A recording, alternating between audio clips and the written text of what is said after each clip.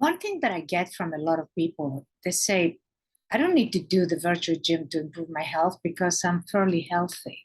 And the whole point is that there may be one thing that is going wrong, right? Even if all of your blood tests was within the normal range, some of the variables might be slightly elevated or slightly depressed.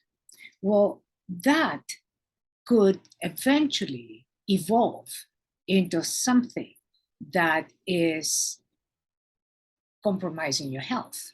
So if you go to a doctor, they're going to say, well, there's nothing wrong with you, you're healthy. The point is a proactive approach. You want to create a situation where you will continue to be healthy, because what can go wrong will go wrong.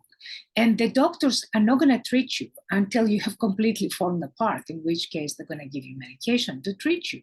But they will not treat this kind of micro-aging process that things has started kind of deteriorating slowly. Every day you go to sleep, you wake up and you are one day older. And that matters. It matters to your health. It matters to your immunity. So what the virtual gym will do is it will keep you at the peak of your functioning for much, much longer time.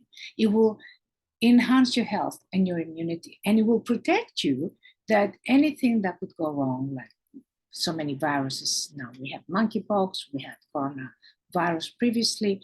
So it will protect you, and that is quite significant.